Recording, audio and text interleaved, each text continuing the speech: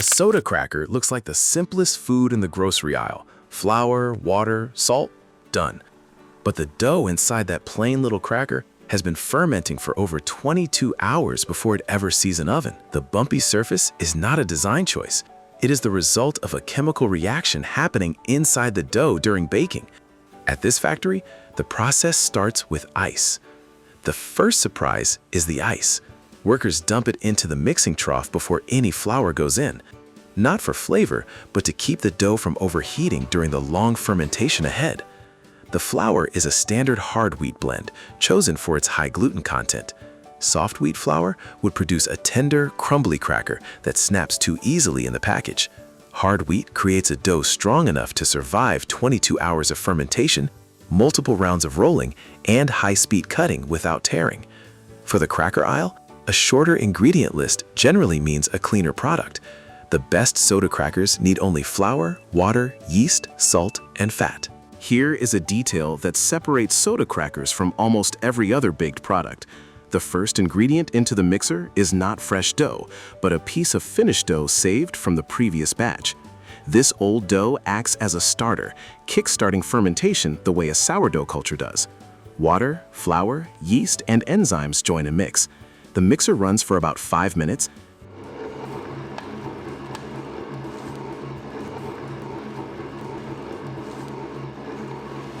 Then the dough sits for 16 hours.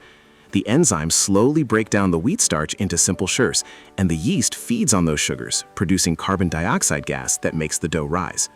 This factory mixes over 20,000 pounds of cracker dough every day, but most of that dough spends more time resting than being processed. After 16 hours, the fermented dough gets a second round of ingredients: sodium bicarbonate to adjust the pH, salt, malted barley flour, and vegetable oil.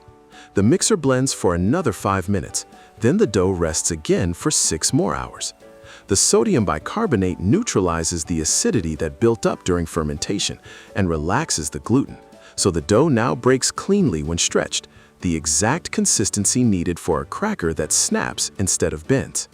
A machine extrudes the dough into a sheet 2 inches thick, then folds it over itself 3 times.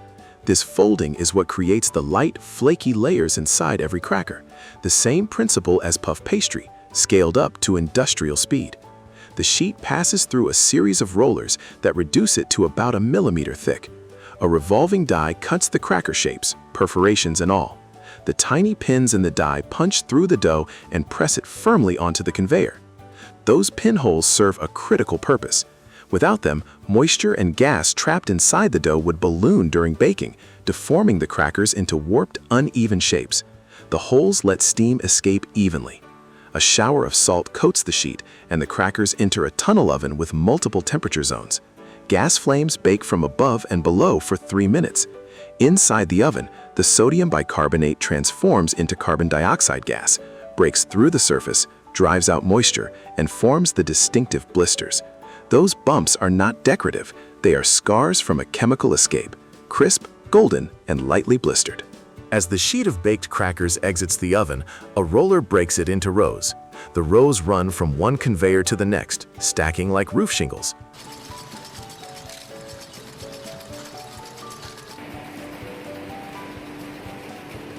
Alignment wheels keep them straight until the next set of wheels gently breaks the rows into individual crackers. Each cracker is identical in size because the die cut them from a continuous sheet, but slight variations in salt coverage and blister patterns make every one unique under close inspection. A quality inspector pulls samples every 15 minutes, checking moisture content with a handheld meter. If moisture exceeds 3%, the crackers will go soft on the shelf within days. The crackers filed through a series of gates onto a track that leads to the wrapping machine. The machine divides them into pairs, those little 2 cracker packs you find in every soup bowl and every diner in America.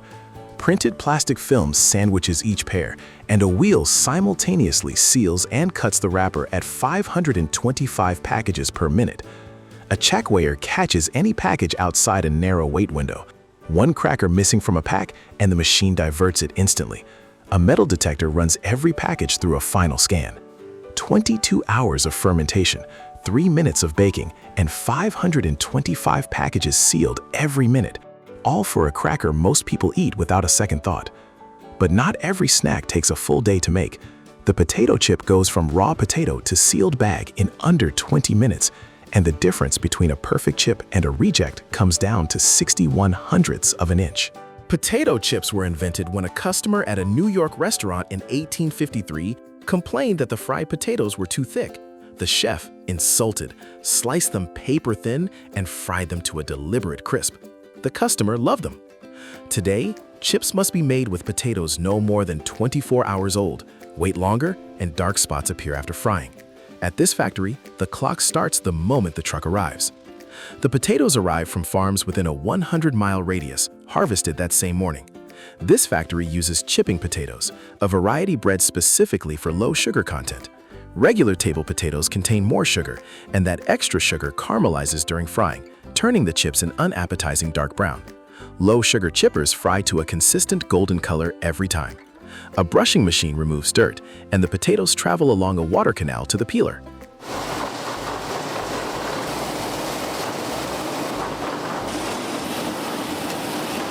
A brace of rollers strip the skins as the potatoes tumble around inside. This machine can peel 12,000 pounds per hour. A sorting machine separates the potatoes by size. The small ones drop below, the larger ones stay on top. Both groups head to the slicers. The blades are adjustable, set to cut slices exactly 61/100ths of an inch thick for regular chips. Ripple chips use a different blade with a corrugated edge. The centrifugal force of the spinning drum throws each potato against the sharp blade.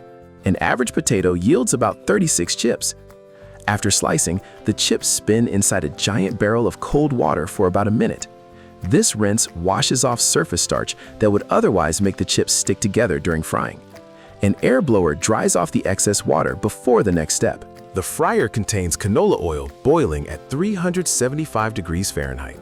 The slices enter at one end and travel through the hot oil on a submerged conveyor. It takes just 3 minutes to transform a raw potato slice into a finished chip. During those 3 minutes, the water inside each slice turns to steam and escapes, leaving behind a rigid, porous structure. That is why a chip is crunchy instead of chewy.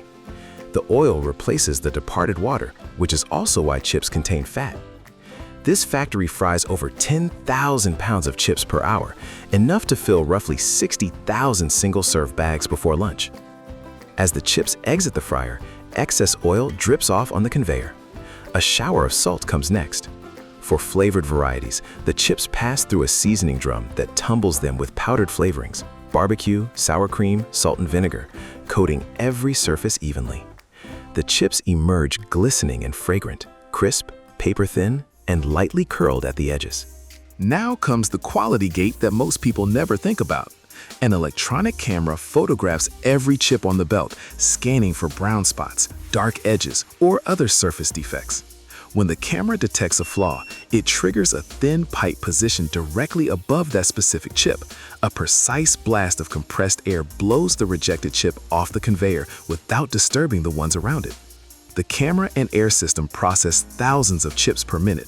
Sorting technicians calibrate the camera sensitivity at the start of each shift. Set too strict, and it rejects half the batch. Too loose, and spotted chips reach the bag. A weighing machine separates the chips into precise portions. The chips drop into bags made from metallized film. The shiny interior is not for looks, but to block light and oxygen, both of which would turn the oil rancid within days. Each bag is flushed with nitrogen gas and heat sealed shut. The nitrogen cushion also protects the fragile chips from being crushed during shipping. Random bags from every production run are opened in the lab, where technicians measure oil content, salt distribution, and chip thickness against spec. If average thickness drifts even 0.05 of an inch from the 61/100th target, the slicer blades are resharpened immediately. But potato chips are not the only snack that owes its existence to a single raw ingredient and a burst of heat. The popcorn kernel is a tiny natural pressure vessel, and when conditions are exactly right, it detonates into something 44 times its original size. Popcorn grains nearly 500 and 600 years old have been found in caves in New Mexico, making it one of the oldest snack foods on Earth.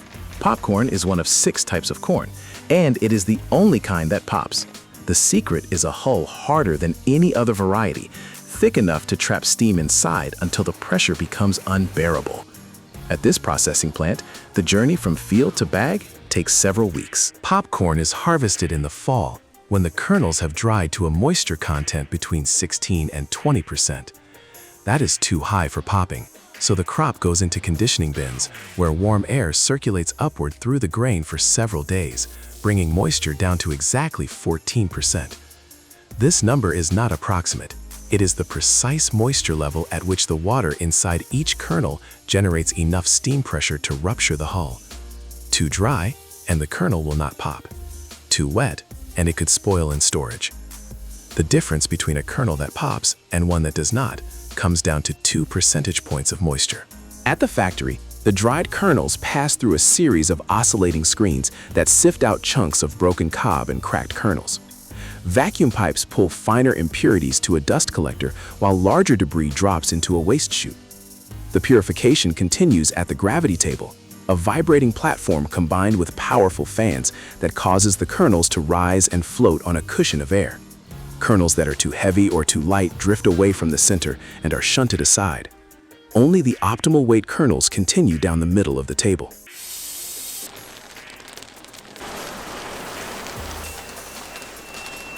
This factory processes over 4 million pounds of raw popcorn per season. But even after all that sorting, the factory still runs one more screening. Inside an electronic sorter, kernels fly past a high-speed camera. The camera detects any remaining debris or defective grains, and a blast of air ejects them from the stream in milliseconds. The cleaned kernels are now ready for the test that determines whether the entire batch ships or gets rejected. A technician pours a half-pound sample into a test pot along with oil. As the pot reaches 450 degrees Fahrenheit, the water trapped inside each kernel turns to steam. Pressure builds inside the hull until it can hold no more, and the kernel explodes, turning inside out. The starchy interior bursts outward into a white, fluffy puff.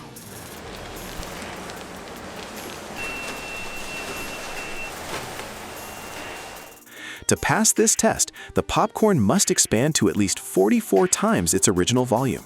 The technician loads the popped sample into a graduated cylinder and measures the expansion ratio. This batch hits the mark. A little bit of popcorn can really go a long way, from a pinhead-sized kernel to a puff the size of a marble in a fraction of a second. The approved kernels now head to the packaging area. But first, maintaining the correct moisture in each kernel is critical, and the factory monitors storage conditions continuously. Temperature and humidity sensors in every silo feed data to a central system. If humidity in any silo drifts above 60%, ventilation fans activate automatically. A kernel that absorbs even 1% extra moisture during storage may not pop properly months later when a customer opens the bag. Quality technicians at this plant check moisture levels in every silo twice daily, using a calibrated grain moisture meter that reads to 1 decimal place.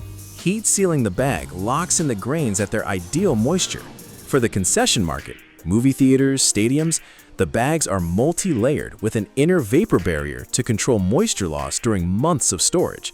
Each bag is weighed, sealed, and boxed. 6 months of growing, weeks of conditioning, and days of sorting, all to protect the 14% moisture that makes the difference between a pop and a dud.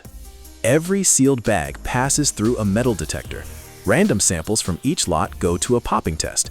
If expansion falls below 40 times, the lot is held and retested. 2 consecutive failures, and the entire lot is diverted to animal feed rather than shipped to customers. But while popcorn relies on explosive heat to transform a kernel, the next snack on the line uses extreme cold, and the 30 billion air bubbles whipped into the cream are the only reason you can bite through it. Without air, ice cream would freeze into a solid block, hard enough to crack a tooth. The air whipped into the cream during freezing is what makes it soft enough to scoop, bite, and squeeze between 2 chocolate wafers. The ice cream sandwich first appeared in New York City around 1900, sold by street vendors for a penny apiece. At this factory, the process begins with fresh cream and ends with a blast freezer cold enough to freeze the finished product solid in under a minute. Fresh cream arrives in refrigerated tanker trucks from dairy farms and is pumped into silos set just above freezing. The factory blends the cream with powdered skim milk, sugar, corn syrup, and a stabilizer mix of guar gum and carrageenan. Stabilizers prevent ice crystals from growing large during storage. Without them, the texture turns coarse and icy within days. This factory uses guar gum rather than cheaper cellulose gum because guar produces a smoother, creamier mouthfeel that holds up better in a thin sandwich format. For frozen treats, if guar gum appears in the ingredients, the manufacturer is paying more for a better texture. The base mixture passes through a pasteurizer at 162 degrees Fahrenheit for 30 minutes, killing bacteria and activating the stabilizers. Then the factory homogenizes the mixture, forcing it through a narrow valve at 2,000 pounds per square inch to shatter the fat globules into particles small enough to stay permanently suspended. Vanilla flavoring is added, and the mixture is chilled to 40 degrees.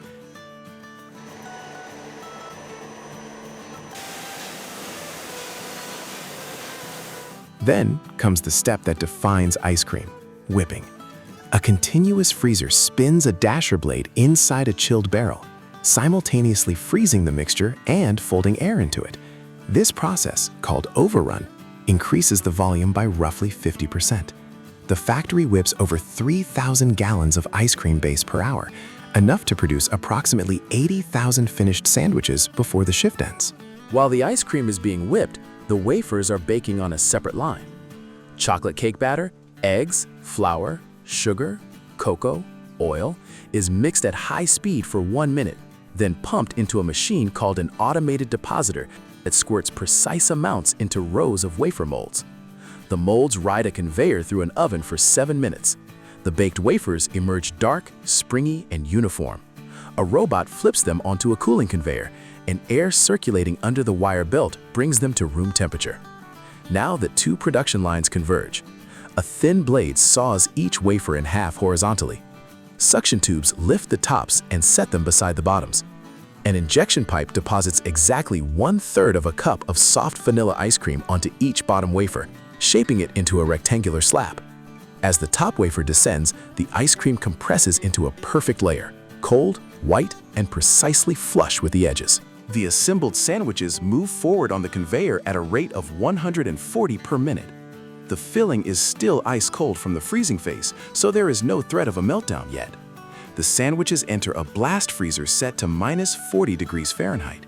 Inside, high-velocity air currents freeze each sandwich solid in under 60 seconds. This rapid freeze is deliberate. Slow freezing would allow large ice crystals to form inside the cream, creating a grainy texture. The blast freezer produces crystals so small they are undetectable on the tongue. A packaging system raises each frozen sandwich into a wrapper, then folds and tucks the ends in a single motion. The wrapping machine handles 140 sandwiches per minute without a single jam. Each wrapper sealed, tucked, and released in less than half a second.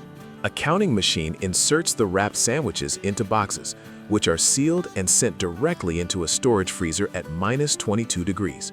From liquid cream and raw batter to boxed frozen sandwich, the entire journey through this factory has taken less than 90 minutes.